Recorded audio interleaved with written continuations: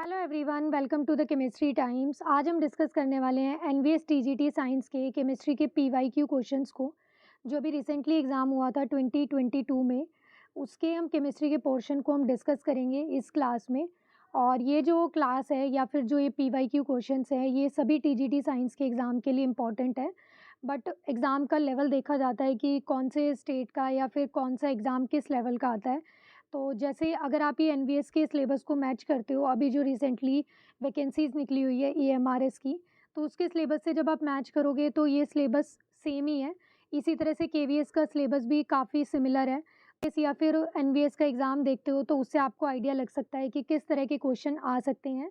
Basically इसके अंदर जो टॉपिक है सिलेबस के अंदर, वो 9th-10th वाले हैं, और कुछ-कुछ टॉपिक जो हैं वो 11th-12th को टच करते हैं, 11th-12th के सिलेबस को टच करते हैं। बाकी जो भी टॉपिक्स हैं उनका आपको जो लेवल है वो 11th-12th के लेवल तक ही पढ़ना है। और जो DSSB का एग्ज़ाम है, अगर आप उसका भी लेवल देखते हो, तो अभी जो लास्ट ईयर एग्ज़ाम हुआ था उसमें 10th लेवल तक के क्वेश्चन थे। बट आप डिफ़िकल्टी लेवल देखते हो तो ऐसा नहीं है कि अगर आपने 10th तक का पढ़ा है तो हो जाएगा। उसमें कुछ-कुछ क्वेश्चंस के लिए आपको 11th-12th की नीड होती है।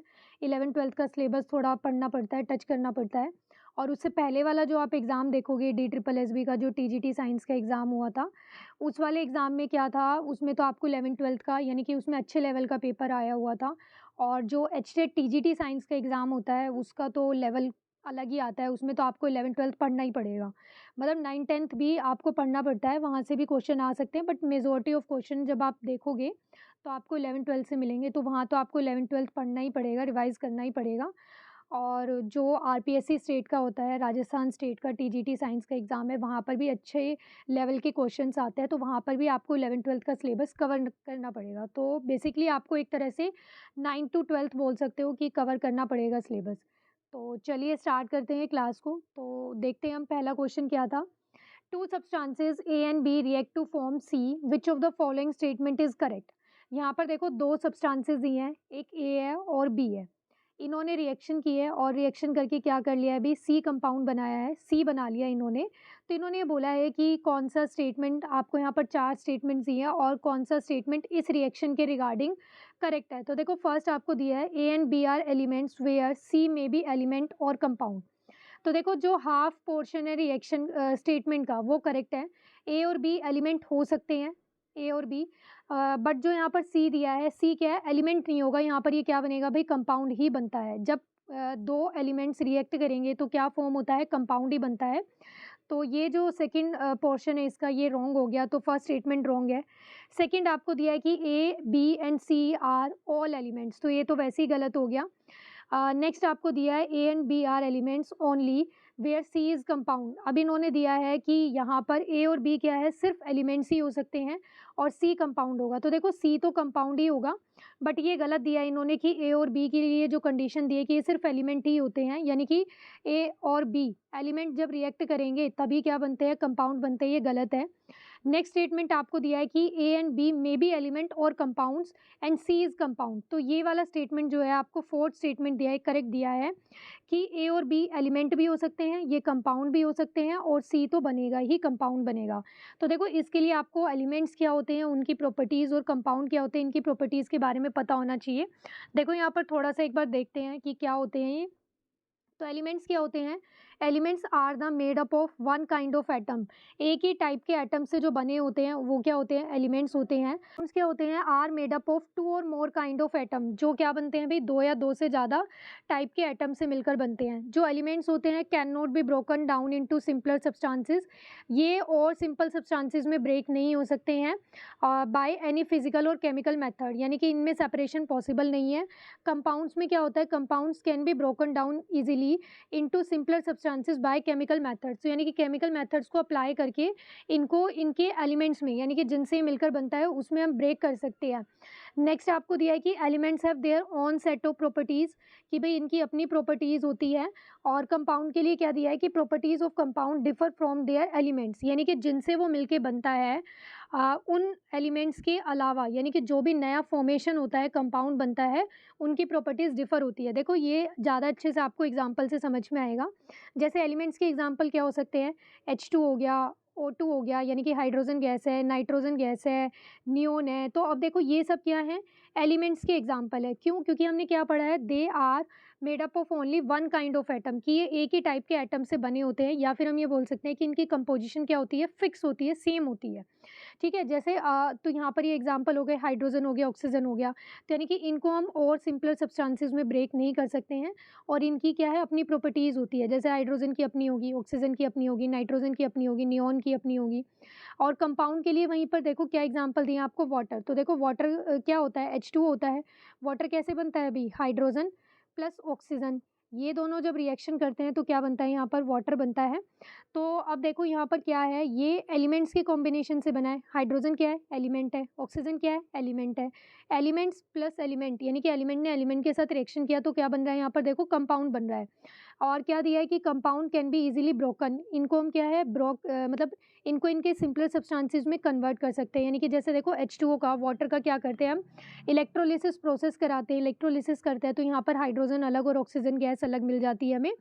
और इनकी जो प्रॉपर्टीज़ होती है, देखो अब जो वाटर है, वाटर क्या बना है, देखो हाइड्रोजन प्लस ऑक्सीजन मिलकर इन्होंने क्या किया है, एक न्यू कंपाउंड बनाया है।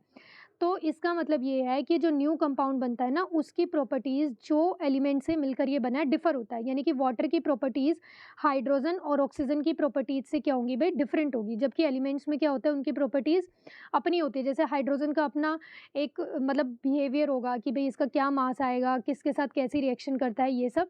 लेकिन यहाँ पर वाटर का क्या है, वाटर की अपनी एक नई प्रॉपर्टीज़ आएँगी, जो कि इन दोनों के रिएक्शन करने से एक न्यू कंपाउंड बना है उसकी। और ऐसे ही देखो यहाँ पर जैसे हमने एग्ज़ाम्पल लिया है क्या अभी, सोडियम क्लोराइड। तो यहाँ पर ये जो सोडियम क्लोराइड बना है, कैसे बना है, Na प्लस में यहाँ पर देखो ये क्या है, क्लोरीन, इन दोनों के रिएक्शन करने से बना है। तो अब इन दोनों के रिएक्शन करने से बना है तो यहाँ पर देखो क्या है, सोडियम की अपनी कुछ अलग प्रॉपर्टीज़ होंगी, क्लोरीन की अपनी अलग होंगी कुछ, और ये जो नया कंपाउंड बना है इसकी प्रॉपर्टीज़ इन दोनों से कुछ अलग होगी, यानी कि डिफ़र होगी। तो इस तरह से इनकी प्रॉपर्टीज़ में भी क्या रहता है भाई, डिफरेंस रहता है। तो ये था difference between elements and compounds. तो इस क्वेश्चन का आंसर क्या हो जाएगा भाई, देखो ये भी हमने देखा कि जो ये कंपाउंड्स होते हैं, ये देखो इस तरह से, यानी कि दो एलिमेंट्स जब कंबाइन करेंगे तब भी कंपाउंड बन सकता है। एक कंपाउंड होगा और दूसरा एलिमेंट होगा, तब भी ये रिएक्शन करके क्या करता है भाई, कंपाउंड फॉर्मेशन कर सकता है। जैसे अभी ये H2 प्लस O2 वाला जो एग्जाम्पल दिया, इसमें क्या था, ये दोनों एलिमेंट्स थे। यहाँ पर देखो एक और एग्जाम्पल लेते हैं, जैसे देखो ये मीथेन, मीथेन क्या है, कंपाउंड का एग्जाम्पल हो गया। यहाँ पर आप क्या कर रहे हो, इसका ऑक्सीडेशन, ये क्या है, एलिमेंट है। तो जो यहाँ पर बनते हैं प्रोडक्ट वो क्या होते हैं भाई, CO2 प्लस वाटर। तो यहाँ पर ये जो कार्बन डाइऑक्साइड बन रही है, ये क्या है भाई, कंपाउंड होता है। तो यानी कि एलिमेंट प्लस एलिमेंट भी रिएक्शन करके कंपाउंड दे सकते हैं, कंपाउंड प्लस एलिमेंट भी रिएक्शन करके क्या है भाई, कंपाउंड दे सकते हैं। नेक्स्ट क्वेश्चन देखते हैं, which of the following statement is और आर इनकरेक्ट। यहाँ पर देखो आपको कुछ स्टेटमेंट्स ये और आइडेंटिफाई करना है कि कौन सी इनकरेक्ट आपको दी है। फर्स्ट आपको दिया है कि a molecule of a compound has atoms of different elements only, कि जो कंपाउंड्स होते हैं वो कैसे बनते हैं भाई, डिफरेंट एलिमेंट से बनते हैं। तो ये स्टेटमेंट बिल्कुल करेक्ट है। अभी हमने देखा था जैसे H2 प्लस O2 मिलकर क्या बना रहे थे, वाटर बना रहे थे। तो यहाँ पर क्या है, ये देखो डिफरेंट एलिमेंट्स है ना, कार्बन प्लस ऑक्सीजन क्या है, ये डिफरेंट एलिमेंट से क्या बन रहा है, यहाँ पर देखो कार्बन डाइऑक्साइड बन रहा है। तो फर्स्ट स्टेटमेंट आपको करेक्ट दिया है। सेकंड देखो आपको क्या दिया है कि ए compound can not be separated into its constituent elements by physical method, कि कंस्टिट्यूएंट एलिमेंट्स का क्या मतलब होता है कि कोई कंपाउंड जिससे मिलकर बना है। जैसे अब यहाँ पर वाटर है, वाटर किससे मिलकर बना है भाई, यहाँ पर हाइड्रोजन और ऑक्सीजन से। तो हम इसे फिजिकल मेथड से सेपरेट नहीं कर सकते, इन्होंने ये बोला है। तो ये बिल्कुल करेक्ट है। इसे हम कैसे सेपरेट कर सकते हैं, बाय केमिकल मेथड। कैसे सेपरेट कर सकते हैं भाई, केमिकल मेथड से कर सकते हैं। तो यानी कि ए भी करेक्ट दिया है आपको, बी भी करेक्ट दिया है। सी स्टेटमेंट देखो आपको क्या दिया है कि compound retains the physical properties of its constituent element, कि जो कंस्टिट्यूएंट एलिमेंट्स होते हैं ना, उनकी जो फिजिकल प्रॉपर्टीज़ होती है वही क्या होती है, कंपाउंड की होती है। ये बोला इन्होंने। देखो जैसे H2 प्लस O2 मिलकर क्या बना रहे थे, वाटर। तो इन्होंने ये कहा है कि वाटर की जो फिजिकल प्रॉपर्टीज़ होगी ना, वो वही सेम प्रॉपर्टीज़ होंगी जो कि हाइड्रोजन और ऑक्सीजन की होती है। बट ये गलत है। यहाँ पर ये न्यू प्रोडक्ट बना है, न्यू कंपाउंड बना है, तो इसकी प्रॉपर्टीज़ भी क्या होती है भाई, अलग होती है, डिफर होती है। तो यानी कि यहाँ पर जो इनकरेक्ट स्टेटमेंट आपको दिया है वो कौन सा दिया है भाई, ऑप्शन नंबर सी। तो इसका राइट आंसर क्या हो जाएगा भाई, ऑप्शन नंबर सी। तो ये क्या आ जाएगा यहाँ पर, ऑप्शन देखते हैं कौन सा आ जाएगा, option number 4 C only is the right answer, यानी कि जो आपको इनकरेक्ट स्टेटमेंट दिया है। नेक्स्ट क्वेश्चन देखते हैं अब यहाँ पर, विच of the following is correct formula for sodium carbonate. देखो यहाँ पर सोडियम कार्बोनेट का आपको करेक्ट फॉर्मूला बताना है। तो सोडियम कार्बोनेट देखो इन्हें हम क्रिस क्रॉस मेथड से भी कर सकते हैं, क्रॉस मेथड जो होता है उससे भी कर सकते हैं अगर आपको इनकी वैलेंसी पता है, और आप इन्हें डायरेक्ट याद भी रख सकते हो। तो यहाँ पर जो सोडियम कार्बोनेट का फॉर्मूला बनेगा वो क्या होता है भाई, Na2CO3 होता है। देखो क्रॉस जो मेथड होता है वो किस तरह से करते हैं, ये सोडियम कार्बोनेट दिया आपको, ठीक है, आपको फॉर्मूला नहीं पता, बट इसके लिए आपको इनकी वैलेंसी पता होनी चाहिए, तभी आप ये क्रॉस मेथड से कर सकते हो क्वेश्चन। क्या है देखो, सोडियम, तो सोडियम का सिंबल क्या होता है Na, और कार्बोनेट, कार्बोनेट का सिंबल क्या होता है भाई CO3 2 नेगेटिव। तो देखो यहाँ पर सोडियम, सोडियम की जो वैलेंसी होती है वो कितनी होती है भाई, 1 होती है, +1 होती है, और जो कार्बोनेट है इसकी वैलेंसी कितनी होती है भाई, -2 होती है। तो यहाँ पर इसमें क्रॉस मेथड में हम क्या करते हैं, क्रॉस मल्टीप्लाई कर देते हैं इस तरह से। तो जब आप यहाँ पर क्रॉस मल्टीप्लाई करोगे तो यहाँ पर ये क्या आ जाएगा, Na2, और यहाँ पर क्या है देखो, यानी कि यहाँ पर ये सोडियम था, ये 2 से मल्टीप्लाई हुआ तो Na2, और यहाँ पर ये कार्बोनेट के लिए लिखा है, तो कार्बोनेट के लिए यहाँ पर क्या है देखो 1 है, तो ये क्या आ गया, इस तरह से आ गया। तो ये क्या बन गया यहाँ पर फॉर्मूला, सोडियम कार्बोनेट। ये 9th क्लास में हम क्रॉस मेथड से करना सीखते हैं, बट इसके लिए आपको वैलेंसी पता होनी चाहिए कि किसकी क्या होती है। नेक्स्ट क्वेश्चन देखते हैं, what is the mass of 0.5 mole of nitrogen gas, कि 0.5 मोल नाइट्रोजन गैस का है आपके पास और उसका मास बताना है कि क्या बनेगा। तो देखो हमने पढ़ा है कि जो 1 मोल होता है, 1 मोल किसके इक्वल होता है, जो भी एंटिटी होती है, जैसे अगर मान लो आप एटम ले रहे हो तो वो क्या आ जाएगा, 6.022 इंटू 10⁻23 एटम। अगर आप 1 मोल मॉलिक्यूल की बात कर रहे हो तो क्या हो जाएंगे, 6.022 इंटू 10⁻23 मॉलिक्यूल्स। अगर आयंस की बात करते हो तो इसी तरह आयंस आ जाएंगे। और साथ के साथ अगर हम मास के टर्म्स में बात करें तो 1 मोल किसके इक्वल होता है भाई, उसका जो भी मास होता है। तो देखो यहाँ पर किसकी बात कर रहा है, नाइट्रोजन गैस, तो नाइट्रोजन गैस का फॉर्मूला क्या होता है, N2। और एक नाइट्रोजन का, अगर खाली नाइट्रोजन की बात करें, एक नाइट्रोजन एटम की बात करें तो इसका मास कितना होता है भाई, 14। यहाँ पर क्या बोला है उसने, नाइट्रोजन गैस, तो नाइट्रोजन गैस क्या होती है, N2। तो N2 का मास कितना होगा भाई, 28 ग्राम, कितना होगा 28 ग्राम। तो 1 मोल किसके इक्वल है, 28 ग्राम के लिए। तो 0.5 मोल के लिए पूछा है उसने, तो 0.5 कैसे निकाल लेंगे हम, कैसे कैलकुलेट करेंगे, 28 इंटू में 0.5, तो जब आप इसे सॉल्व करोगे तो आपके पास आंसर क्या आ जाएगा भाई, 14 ग्राम। तो यानी कि 0.5 mole of nitrogen gas will be equal to 14 gram. तो इसका राइट आंसर क्या हो जाएगा भाई, option number 2, 14 gram. Next question देखते हैं, a bivalent metal has an equivalent mass of 32। एक बाईवेलेंट मेटल है, एक्स हमें नहीं पता कौन सा मेटल है, बट उसने क्या बता दिया कि बाईवेलेंट है। बाईवेलेंट का मतलब क्या है कि इसकी वैलेंसी +2 है, और उसका इक्विवेलेंट मास आपको दिया हुआ है कितना भाई, 32। तो आपको क्या करना है, molecular mass of nitrate salt निकालना है। नाइट्रेट क्या होता है, NO3 नेगेटिव, क्या होता है भाई, NO3 negative, that is nitrate ion. इसका आपको क्या करना है, यानी कि मेटल के साथ ये निकालना है, मेटल के साथ, ठीक है। तो अब देखो ये किस तरह से होगा, यहाँ पर बाईवेलेंट दिया है, तो सबसे पहले तो हम क्या करेंगे, यहाँ पर मॉलिक्यूलर मास ही निकालेंगे, किसका, ये जो एक्स मेटल है इसका। तो मॉलिक्यूलर मास निकालने के लिए आपके पास फॉर्मूला होता है क्या, इक्विवेलेंट मास मल्टीप्लाई में एक्स फैक्टर। अब यहाँ पर एक्स फैक्टर क्या होता है, यहाँ पर in case of metal x factor क्या होता है, जो उसकी वैलेंसी होती है। अब यहाँ पर मेटल आपको कैसा दिया है, बाईवेलेंट, इसका मतलब इसकी वैलेंसी कितनी है, +2। तो यहाँ पर इसका इक्विवेलेंट मास आपको कितना दिया हुआ है भाई, 32, और एक्स फैक्टर यानी कि यहाँ पर आपको वैलेंसी कितनी दी हुई है, 2। तो इसका ये जो मॉलिक्यूलर मास है कितना हो जाएगा भाई, 32 इंटू में 2, 64, कितना आ गया भाई, 64 आ गया। अब यहाँ पर देखो, जो इसका फॉर्मूला बनेगा नाइट्रेट का, ये जो मेटल आपको दिया है ना बाईवेलेंट, इसके लिए जो नाइट्रेट का फॉर्मूला बनेगा वो देखो कैसे बनेगा।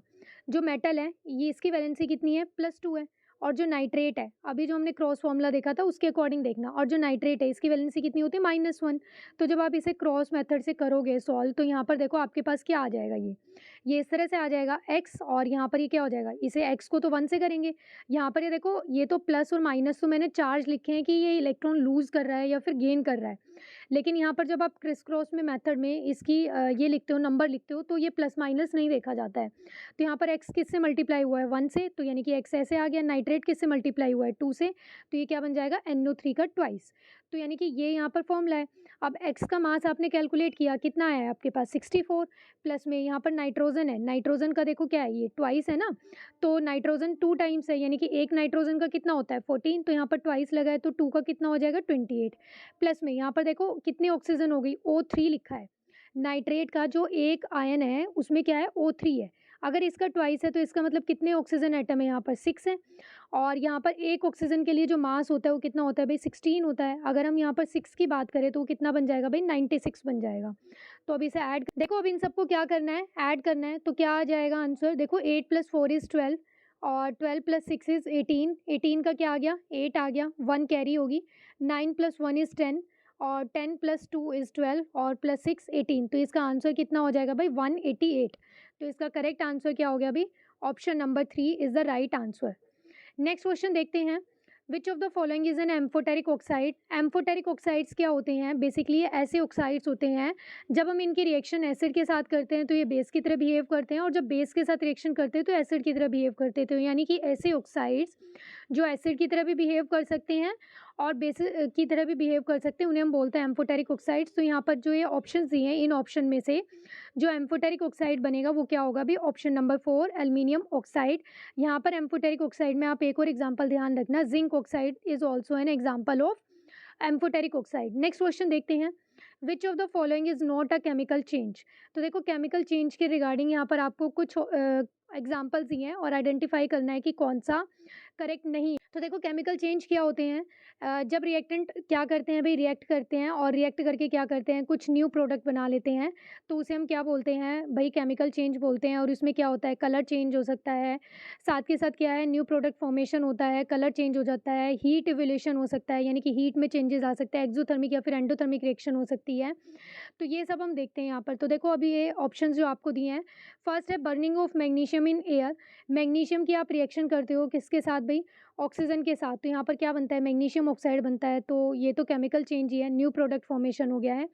नेक्स्ट आपको दिया है टार्निशिंग ऑफ सिल्वर स्पून की, सिल्वर स्पून का क्या हो रहा है, टार्निशिंग हो रहा है, यानी कि सिल्वर का एक तरह से क्या हो रहा है, कोरोजन हो रहा है। तो ये भी हमने पढ़ा है कि सिल्वर जो मेटल होती है, इसका जो एयर के अंदर सल्फर गैस प्रेजेंट रहती है, हाइड्रोजन सल्फाइड जो गैस प्रेजेंट रहती है, उसके साथ ही रिएक्शन करके क्या करता है, Ag2S बना लेता है, डैट इज सिल्वर सल्फाइड, जिसकी वजह से जो सिल्वर मेटल्स होती हैं या फिर सिल्वर स्पून है या फिर सिल्वर ज्वेलरी है, उन सब का क्या होता है, ब्लैकिश कलर हो जाता है। तो ये भी क्या है भाई, केमिकल चेंज ही होता है।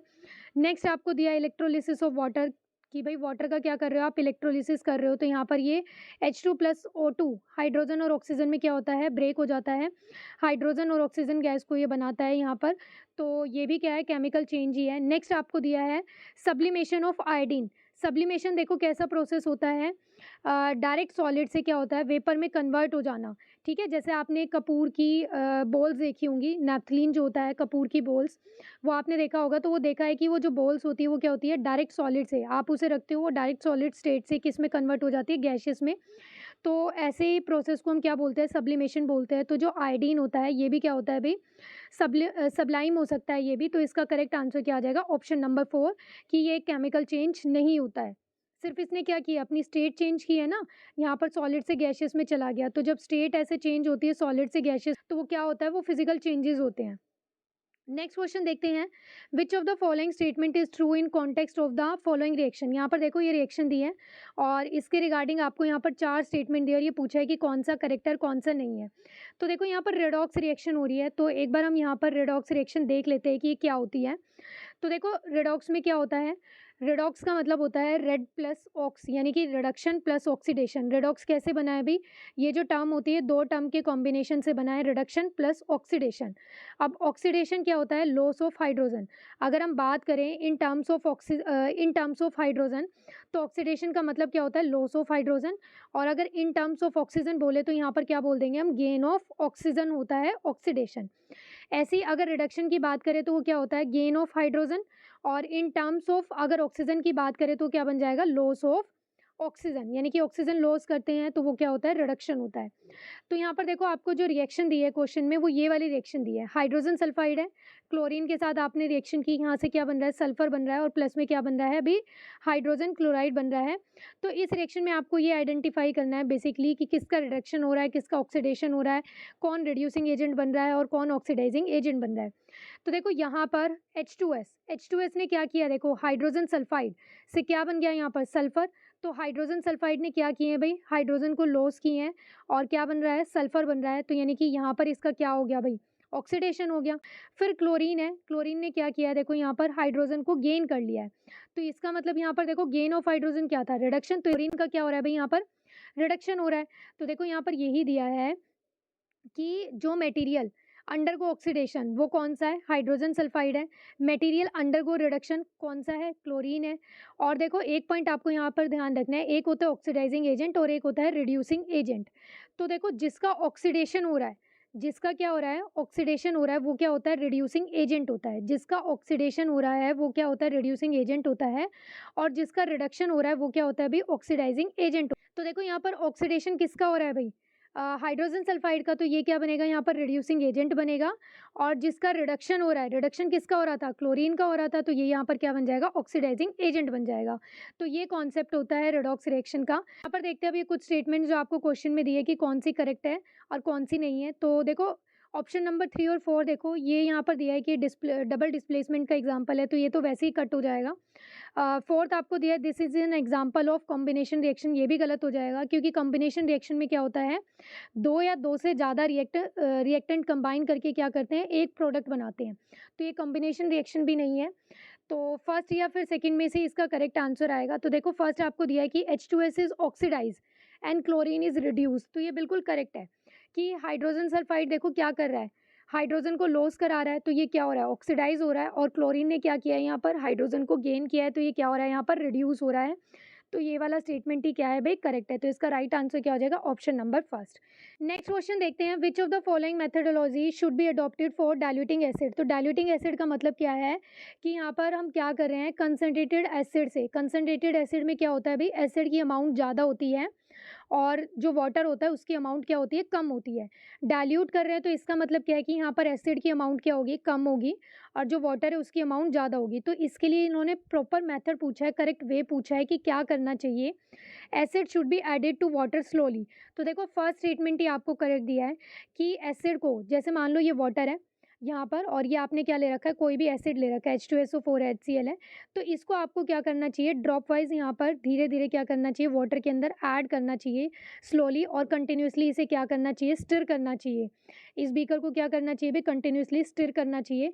क्यों? क्योंकि रिएक्शन क्या होती है? एक्सोथर्मिक रिएक्शन होती है। एक्सोथर्मिक का मतलब है कि एकदम से आप किसी रिएक्टेंट के अंदर दूसरा रिएक्टेंट ऐड करते हो, कोई कंपाउंड ऐड करते हो और रिएक्शन में से क्या होता है भाई? रिएक्शन मिक्सचर में से एकदम से हीट निकलती है। तो वो कैसी रिएक्शंस होती हैं भाई? एक्सोथर्मिक होती है। तो यहाँ पर जब आप ये रिएक्शन करते हो, रिएक्शन क्या है? यहाँ पर जब आप एसिड का डाइल्यूशन करते हो तो वाटर के अंदर जब आप धीरे धीरे एसिड को ऐड करोगे तो यहाँ पर क्या होता है? हीट रिलीज होती है और फिर वाटर यहाँ पर क्या करता है? उस एनर्जी को क्या करता है भी? एब्जॉर्ब कर लेता है। इसलिए हमें यहाँ पर क्या करना चाहिए? एसिड को वाटर के अंदर ऐड करना चाहिए, इसका अपोजिट नहीं करना चाहिए। अगर आप वाटर के अंदर एसिड ऐड करते हो ना, ये जैसे यहाँ पर क्या है भाई? यहाँ पर आपने एसिड लिया है और इसके अंदर वाटर ऐड करते हो, तो ये रिएक्शन तो क्या होती है भाई? हाईली एक्सोथर्मिक होती है। तो यहाँ पर तो क्या है? एकदम से क्या है भाई? ब्लास्ट भी हो सकता है। तो ये वाला मेथड नहीं करना चाहिए। हमें क्या करना चाहिए भी? एसिड को ड्रॉप वाइज धीरे धीरे इसके अंदर ऐड करना चाहिए। नेक्स्ट क्वेश्चन देखते हैं, which of the following statements are correct and can be infer from the following table. देखो ये वाला जो टेबल है ये आपको पीएच से रिलेटेड दिया है और ये क्वेश्चन बहुत इजी है। अगर किसी को पीएच रेंज पता है तो उससे ये इजीली क्वेश्चन कर सकते हैं। आपको पता है कि जो पीएच स्केल होता है वो हम कहाँ से कहाँ तक देखते हैं भाई? 1 to 14 देखेंगे, यानी कि इस तरह से। आपको पता है 7 क्या होता है? न्यूट्रल होता है। और जब इस तरफ जाते हैं 14 की तरफ जाएंगे तो यानी कि ये क्या होता है? बेसिक इन नेचर क्या होता है? बढ़ता जाता है। यानी कि 7 वाला न्यूट्रल है, 14 वाला सबसे ज़्यादा बेसिक होगा। इसी तरह से जब इस साइड चलते हैं तो यानी कि जैसे जैसे पीएच वैल्यू क्या होती जाएगी? कम होती जाएगी। 1 की तरफ चलते जाएंगे तो यानी कि यहाँ पर एसिडिक नेचर क्या है भाई? इंक्रीज होता जाएगा। ठीक है, तो यानी कि 6 वाला क्या है? यहाँ पर वीक एसिड होगा। और इसी तरह से यहाँ पर क्या होगा भाई? जो 8 वाला है वो भी क्या बनेगा? वीक बेस बनेगा। तो इस तरह से ये रेंज होती है। तो देखो अब यहाँ पर ये आपको क्या दिया है कि ये कुछ वैल्यूज़ दी हैं। ए के लिए पीएच स्केल कितना दिया है? 1.5। बी के लिए वैल्यू 7.2 दी है। इस तरह से आपको A B C D E पाँचों के लिए क्या दिया है? पीएच वैल्यू दी है। और फर्स्ट स्टेटमेंट देखो आपको क्या बोला है कि A is more acidic than C. तो देखो ए का जो पीएच है वो कितना दिया है आपको? 1.5 दिया है। और जो सी है उसके लिए जो पीएच की वैल्यू है वो आपको दी है 4.5। तो इन्होंने बोला है कि A is more acidic than C, तो ये बिल्कुल करेक्ट है। हमने देखा कि 7 से जैसे जैसे वैल्यू क्या होती जाएगी? कम होती जाएगी, 1 की तरफ जाती जाएगी तो वो क्या होता जाएगा? ज़्यादा एसिडिक इन नेचर होता जाएगा। तो फर्स्ट स्टेटमेंट आपको करेक्ट दिया है। सेकंड देखो क्या दिया है कि B is more basic than D, कि बी की वैल्यू क्या है? ज़्यादा बेसिक है डी से। तो इसके लिए बी की वैल्यू देखो कितनी है? 7.2 है। और डी क्या दिया है आपको? 12.5 दिया है। तो देखो ये हमने पढ़ा था कि 7 से जब 14 की तरफ जाते हैं तो बेसिक कैरेक्टर क्या होता है, इंक्रीज़ होता है। बट इन्होंने क्या बोल दिया कि बी इज़ मोर बेसिक, यानी कि 7.2 वैल्यू को क्या बताया इन्होंने, ज़्यादा बेसिक बताया, तो ये तो क्या हो गया, इनकरेक्ट हो गया। तो ये तो इनकरेक्ट स्टेटमेंट है। नेक्स्ट देखो आपको क्या दिया है भई कि D is most basic substance, कि डी क्या है पूरी टेबल के अंदर सबसे ज़्यादा बेसिक है। तो देखो अगर आप वैल्यू को देखोगे तो जो सबसे बड़ी वैल्यू है पूरी टेबल में वो 12.5 ही है, और 12.5 क्या है, 14 के नियर है। तो इसका मतलब क्या है कि यही क्या है, सबसे ज़्यादा बेसिक इन नेचर है। तो ये वाला स्टेटमेंट भी क्या है भई, करेक्ट है। नेक्स्ट स्टेटमेंट देखो आपको क्या दिया है कि सी इज़ मोर बेसिक देन ई। सी की वैल्यू देखो कितनी दी है, 4.5 दी है, और ई की वैल्यू देखो क्या दी है आपको, 9.2 दी है। तो इन्होंने बोला है कि 4.5 वाला क्या है, ज़्यादा बेसिक इन नेचर है 9.2 से, तो ये तो गलत है, क्योंकि ये तो क्या बनेगा, एसिडिक बनेगा। 7 से नीचे वाले क्या होते हैं, एसिडिक इन नेचर होते हैं ना, तो यानी कि फोर्थ स्टेटमेंट भी क्या दे दिया भाई, करेक्ट दे दिया। तो यहाँ पर कौन-कौन सा स्टेटमेंट करेक्ट है देखो, फर्स्ट और थर्ड करेक्ट है। तो यहाँ पर ये आपको कौन से ऑप्शन में दिया है, फर्स्ट और थर्ड, ये आपको दिया ऑप्शन नंबर फर्स्ट में, तो यही क्या हो जाएगा इसका करेक्ट आंसर। नेक्स्ट क्वेश्चन देखते हैं, match the chemical formula of the compound correctly with its use. यहाँ पर देखो आपको कुछ कंपाउंड्स दिए हैं, ये सारे ही कंपाउंड्स आपको 10th क्लास की जो एनसीईआरटी है उसमें मेटल नॉन मेटल वाला चैप्टर है, वहाँ से ये क्वेश्चन बन सकता है। तो देखो इसमें कुछ कंपाउंड्स के आपको ये यूजेस दिए हैं और आपको आइडेंटिफाई करना है कि कौन सा किसके लिए करेक्ट है। फर्स्ट आपको दिया है ब्लीचिंग पाउडर, कैल्शियम ऑक्सीक्लोराइड है ना, ये क्या होता है भाई, ब्लीचिंग पाउडर होता है। तो ब्लीचिंग पाउडर का काम क्या होता है भाई, डिसइंफेक्टिंग वाटर, यानी कि वाटर में से माइक्रोब्स वगैरह होते हैं उनको किल करने के काम आता है ये। वाटर को प्योरीफाई करने के काम आता है, तो यानी कि ए का क्या आ जाएगा भाई, थर्ड हो जाएगा। सेकंड आपको दिया है सोडियम हाइड्रोजन कार्बोनेट। तो देखो सोडियम हाइड्रोजन कार्बोनेट जो होता है वो एज ए एंटा एसिड यूज़ होता है, यानी कि जब एसिडिटी हो जाती है तो एंटा एसिड की तरह यूज़ करते हैं इसको। तो बी का क्या हो जाएगा, फोर्थ हो जाएगा। तो अब हम ये देख लेते हैं कौन से ऑप्शन में दिया है। देखो ए का आपको थर्ड कौन कौन से ऑप्शन में दिया है उसको रख लेते हैं। तो देखो फर्स्ट कट हो जाएगा और ऑप्शन नंबर 3 कट हो जाएगा, इन दोनों में ए का थर्ड दिया है। फिर बी का देखो फोर्थ कौन से ऑप्शन में दिया है, तो देखो बी का फोर्थ आपको सेकंड ऑप्शन में दिया है, तो यही क्या बन जाएगा, राइट आंसर बन जाएगा। बाकी भी हम सबके एक बार यूजेस देख लेते हैं।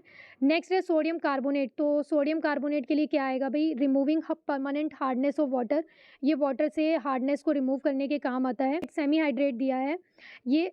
नेक्स्ट देखो आपको क्या दिया है, ये तो हमें पता ही है, ये क्या होता है भाई यहाँ पर, ये जो पीओपी होता है ये किसके काम आता है भाई, पुटिंग कास्ट ऑन बोन्स, तो ये प्लास्टर करने के काम आता है। तो इसका राइट आंसर क्या हो जाएगा, डी का सेकंड आ जाएगा।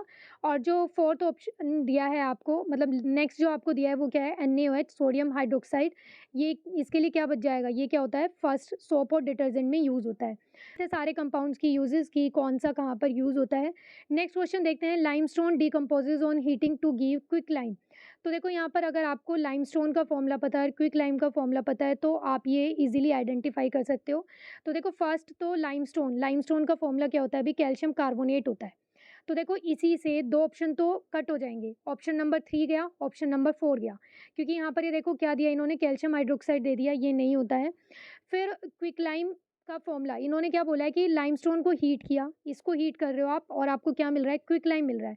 अगर आपको क्विक लाइम का फॉर्मूला भी पता है तो भी ये क्वेश्चन हो जाएगा। क्विक लाइम का फॉर्मूला क्या होता है, कैल्शियम ऑक्साइड होता है। तो देखो इन दोनों स्टेटमेंट में से, इन दोनों रिएक्शन में से जो ऑप्शन नंबर 2 है, इसी में इसको हीट करने से हमें क्या मिल रहा है भाई, क्विक लाइम मिल रहा है, कैल्शियम ऑक्साइड और कार्बन डाइऑक्साइड मिल रही है। तो यही ऑप्शन क्या हो जाएगा, इसका करेक्ट आंसर हो जाएगा। नेक्स्ट क्वेश्चन देखते हैं, यहाँ पर ये कुछ मेटल्स दिए हैं ABCDE, और इन मेटल्स की क्या की है भाई, कुछ प्रॉपर्टीज़ बताइए और आपको बेसिकली वो मेटल्स क्या करनी है भाई, आइडेंटिफाई करनी है कि कौन सा मेटल है वो। तो देखो यहाँ पर फर्स्ट जो आपको दिया है वो क्या दिया है कि reacts voluntarily with cold water. देखो वाटर के साथ एकदम से कौन रिएक्ट करता है, हमने पढ़ा है कि सोडियम और जो पोटाशियम होता है ये एकदम से रिएक्ट कर जाते हैं। तो यहाँ पर अब हम देख लेंगे कि सोडियम और पोटाशियम आपको कौन से ऑप्शन में दिया है कि जो कोल्ड वाटर के साथ भी क्या करते हैं भाई, रिएक्ट कर जाते हैं। तो देखो ऑप्शन नंबर 4 तो करेक्ट, सॉरी कट हो जाएगा, क्योंकि यहाँ पर फर्स्ट में ही क्या दिया आपको, मैग्नीशियम दिया है। यहाँ पर इन तीनों में से कुछ आएगा, या तो पोटाशियम या फिर सोडियम आएगा। तो एक बार हम यहाँ पर इसको ऐसे पोटाशियम या फिर सोडियम इस तरह से रख लेते हैं।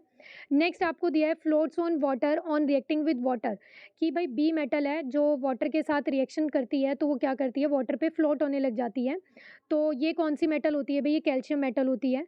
तो देखो बी का कैल्शियम, यानी कि अब यहाँ से आप आइडेंटिफ़ाई कर सकते हो, तो देख लो बी के लिए आपको कैल्शियम किस में दिया है। तो देखो इसमें सोडियम है, इसमें कैल्शियम है, इसमें मैग्नीशियम है, तो यानी कि यहीं से आंसर पता चल गया। इसका करेक्ट ऑप्शन क्या आएगा अभी? ऑप्शन नंबर 2, कि फर्स्ट तो मेटल क्या हो जाएगी? अब यहाँ पर सोडियम तो आएगी नहीं, फर्स्ट वाली कौन-सी हो जाएगी भई? पोटेशियम, क्योंकि इसमें पोटेशियम दिया है। जो फ्लोट करती है मेटल वो क्या है भई? कैल्शियम। फिर नेक्स्ट आपको दिया है react with hot water only, वो कौन-सी मेटल होती है? Magnesium. Reacts with steam only, जो स्टीम के साथ रिएक्शन करती है वो कौन-सी होती है भई? एल्यूमीनियम होती है, आयरन भी होती है। नेक्स्ट आपको दिया है कि does not react with water at all, तो क्या आ जाएगा? कॉपर। इसका करेक्ट आंसर क्या आ जाएगा भई? Option number 2। ये अकॉर्डिंग टू द यहाँ पर ऑप्शंस देखे हमने कि भई किस तरह से कौन-सी मेटल आएगी। नेक्स्ट क्वेश्चन देखते हैं, which of the following is an olfactory indicator? तो देखो इंडिकेटर क्या होते हैं? बेसिकली ऐसे सब्सटेंसेस होते हैं which are used to distinguish between acid and base, कि भाई कोई कंपाउंड क्या है, एसिडिक इन नेचर है या फिर बेसिक इन नेचर है, इसको डिस्टिंग्विश करने के लिए हम यूज़ करते हैं। ऑल फैक्ट्री का मतलब क्या होता है? स्मेल के बेसिस पे करते हैं। किसके बेसिस पे भाई? स्मेल के बेसिस पे डिस्टिंग्विश करेंगे कि वो कंपाउंड एसिड है या फिर बेस है, तो ये आपको आइडेंटिफाई करना है कि इनमें से कौन सा है। तो फर्स्ट है फिनोल्फ्थालीन, तो ये तो नहीं होता। सेकंड आपको दिया है लिटमस, ये भी नहीं होता है। थर्ड ऑप्शन आपको दिया है वेनिला एसेंस, तो यही ऑप्शन क्या है? करेक्ट है। वेनिला एसेंस जो होता है ये किसका एग्जाम्पल है भाई? ऑल फैक्ट्री इंडिकेटर का होता है। ये क्या होता है? ऑल फैक्ट्री इंडिकेटर को जब हम एसिडिक मीडियम में यूज़ करते हैं तो ये कैसी स्मेल देता है भाई? ये पंजेंट स्मेल देता है। कैसी स्मेल देता है? पंजेंट स्मेल देता है। और ये जो वेनिला एसेंस होता है ये बेसिक मीडियम में कैसी स्मेल देता है? ऑर्डरलेस रहता है, यानी कि इसमें कोई चेंज नहीं आता, कोई ऑर्डर नहीं आती। बट एसिड में क्या है भाई? पंजेंट स्मेल आती है। तो इस तरह से हम यहाँ पर आइडेंटिफाई कर सकते हैं कि एसिडिक कि कोई सब्सटेंस क्या है भाई? एसिड इन नेचर है या फिर बेसिक इन नेचर है। तो ये थे क्वेश्चंस जो एनवीएस के एग्जाम में आए हुए थे। अभी क्वेश्चंस बच गए हैं इस एग्जाम के। ये जो एनवीएस टीजीटी साइंस का जो हमने क्वेश्चन पेपर डिस्कस किया है, इसमें अभी आधे क्वेश्चंस बच गए हैं, तो उन्हें हम नेक्स्ट पार्ट में डिस्कस करेंगे। तब तक आप इन्हें रिवाइज करना। मिलते हैं नेक्स्ट पार्ट में।